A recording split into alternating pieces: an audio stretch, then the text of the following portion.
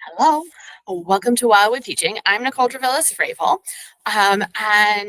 If you've listened to me for a while, you know that I feel that one of the benefits of using nature to teach is that it is inexpensive, most of the time free, right? We know that preschool childcare is a low margin business. We don't have a lot of money for supplies. So when you use nature for your supplies and the things that children collect, um, you save a lot of money that way. Now, every once in a while, then I choose a particular natural item, and I go through some ideas of how you could use that particular natural item to teach various aspects of the preschool curriculum. And today, I have chosen feathers to focus on. That's because I have access to a lot of feathers. We have chickens here. They are molting in the springtime, so I have a lot of feathers. We have birds that fly overhead, so children are always collecting feathers. We don't want you to get caught up on the feathers aspect of it. If you don't have feathers, yes, of course, you could always go out and purchase feathers, natural feathers off of Amazon, off of Etsy. But what I instead would encourage you to do is to take a material that you do have access to and think about how you could do something similar with whatever that material is that you have access to. All right, so let's talk about feathers in science, right? So I'm gonna tilt my screen a little bit so that hopefully you'll be able to see my tray down here. All right. Um, so one of the things that you can do with feathers is just explore the attributes of feathers and observe. So I like to give the children spray bottles and encourage them to spray a little bit of water onto their feathers, and they will see that it creates bubbles because feathers are waterproof, right? So children can experiment with water on different sides. They can experiment with how it shakes off. And the other thing you'll notice is that my feather is a little bit messed up. So I like to give them beaks, combs, forks, right? And they can work on preening their feathers. Um, and separating them, deciding, um, just kind of figuring out how feathers work.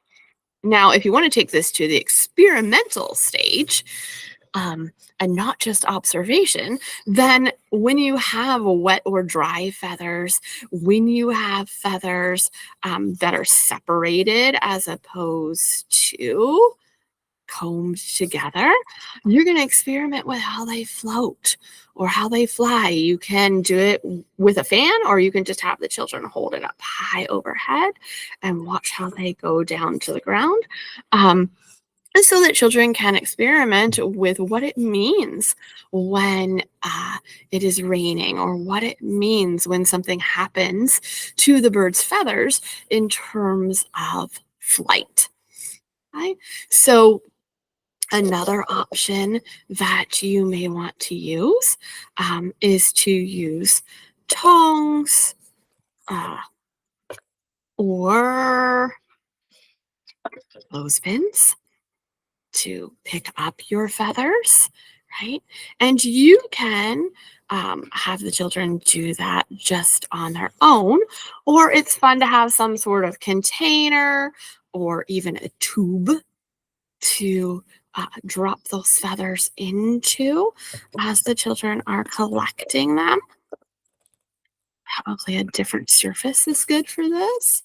Um, Another fine motor activity that you can do is just stringing the beads directly onto the feathers. And I just have pony beads here, um, right onto the feathers to make a fancy design. Um, You can encourage the children to sort the feathers, right? So maybe they have a pile of small feathers and a pile of large feathers. Maybe they're sorting them by pattern, design, or color. You can also encourage the children to make patterns with the feathers, right? So I have a large, small. Okay. So any type of math manipulative that you would think about using, you can think about using the feathers just as that math manipulative. So maybe you want to make shapes with it. Any way that you would use math manipulatives, you have a material that children can use as a manipulative, as a loose part. And if you want to take this into literacy, um, I suggest introducing the children to guides. Now, the guides I like to use um, have are sorted by color. So you'll see that on the side here, my Birds of Oregon, I have a little tab where that's color coded. That makes it easy, something that's easy for young children to latch onto, so they're not paging through the entire guide. They're going to look at this feather, say, okay, it's brown. I need to look through the brown section to find this particular bird. And to flip through. And then oftentimes when children think that they found the bird, it's not actually important that they find the exact bird. It's learning how to use the guides. And then they will often come to me and ask me to tell them, the name of the bird and all the information about the bird. Um, you can also use your feathers as a writing implement. I like writing in salt. Um, there's the first letter of my name, right? And then you use the other side to wipe it off. So if children are still in the mark making stage, then you're just mark making and they're practicing maybe their grip. You can have cards with letters or their names on it so that they can practice specific letters. Okay. Also, that brings up art, right? This is literacy, but it is also art. And so painting with feathers is another art activity, and children can experiment. What if I dab the feathers? What if I use the fat side of the feather and drag it? What if I use the quill and use it more like a writing implement? So you're going to want to let the children experiment with different types of mark making. Um, you can also just use the feathers as collage items on their own or with other materials where they can glue them onto the paper. And you know what I'm going to say? It doesn't have to be paper. You can use a leaf. You can use a rock. You can use a pine cone as your base for the collage and the gluing.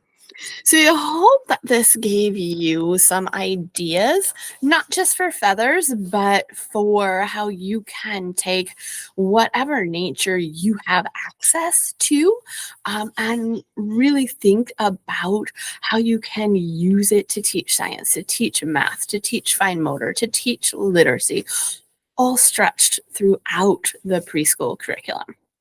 That's what I have for you next week. I will see you here next week for another episode of Wildwood Teaching. I will see you there.